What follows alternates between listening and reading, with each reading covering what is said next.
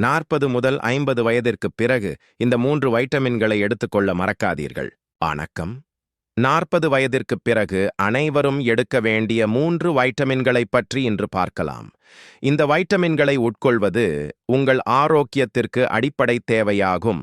நமது வயது அதிகரிக்கும் போது, உதாரணமாக, நமது உடலின் தேவைகள் மாறத் தொடங்குகின்றன. இன்றைய வீடியோவில் பார்ப்போம். முதல் வைட்டமினுடன் ஆரம்பிக்கலாம் நண்பர்களே. சூரிய ஒளி வைட்டமின் என்று அழைக்கப்படும் வைட்டமின் டி குறிப்பாக 40 ஆண்டுகளுக்குப் பிறகு உறிஞ்சப்பட முடியாது. எலும்பின் அடர்த்தி இயற்கையாகவே குறையத் தொடங்குகிறது. நம் உடலில் உள்ளது நம் எலும்புகளை வலுவாக வைத்திருக்க கால்சியம் எவ்வளவு முக்கியம் என்பதை நீங்கள் அனைவரும் அறிவீர்கள். ஆனால் நம் உடலில் வைட்டமின் டி குறைவாக இருந்தால் இந்த கால்சியம் நமது போனஸ் ஆகும். ஏனெனில் ஒரு குறிப்பிட்ட வயதிற்குப் பிறகு எலும்புகள் பலவீனமடைகின்றன. எனவே வைட்டமின் டி உட்கொள்வது இந்த ஆபத்தை குறைக்கிறது மற்றும் எலும்புகளை வலிமையாக்குகிறது.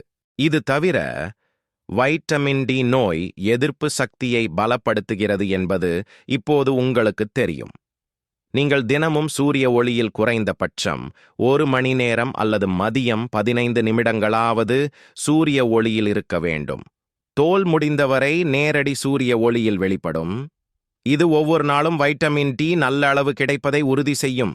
இரண்டாவது, உங்கள் மூளையின் செயல்பாட்டிற்கு வைட்டமின் B12 மிகவும் முக்கியமானது மற்றும் நமது மூளையை கூர்மையாகவும் சுறுசுறுப்பாகவும் வைத்திருக்க மிகவும் அவசியமான வைட்டமின் B12 பற்றி பேசுவோம். ஒரு நபருக்கு வைட்டமின் B12 குறைபாடு இருந்தால் நினைவாற்றல் இழப்பு, குழப்பம் மற்றும் அறிவாற்றல் குறைபாடு போன்ற பிரச்சினைகள் 40 ஆண்டுகளுக்குப் பிறகு ஏற்படத் தொடங்கும். இந்த பிரச்சினைகள் வயதுக்குப் பிறகு மிகவும் பொதுவானவை.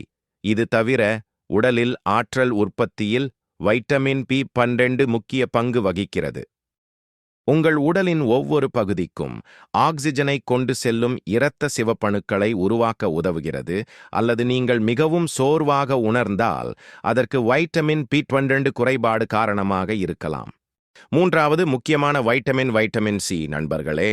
வைட்டமின் சி இது நமது உடலுக்கு ஒரு சக்தி வாய்ந்த ஆக்சிஜனேற்றியாகும். இது முதுமையை துரிதப்படுத்தும் ஃப்ரீ ரேடிக்கல்களை நடுநிலையாக்குகிறது.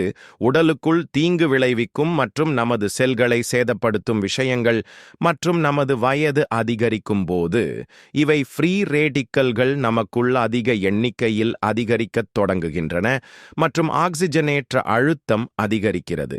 இது பல்வேறு நோய்களுக்கு வழிவகுக்கிறது. மேலும் இந்த ஃப்ரீ ரேடிக்கல்களை எதிர்த்து போராடுவதில் வைட்டமின் சி முக்கிய பங்கு வகிக்கிறது. வயதுக்கு ஏற்ப கொலாஜன் உற்பத்தியும் இயற்கையாகவே நம் உடலில் குறைகிறது. முகத்தில் சுருக்கங்கள் தோன்றுவது, மூட்டு வலி போன்றவை ஏற்படுவது மற்றும் எலும்புகள் பலவீனமடைவது போன்ற பிரச்சனைகளுக்கு தீர்வு காண உதவுகிறது. இந்த வீடியோ உங்களுக்கு பயனுள்ளதாக இருந்தால் மற்றும் இது போன்ற வீடியோக்களை பார்க்க விரும்பினால் கமெண்ட் செய்யவும்.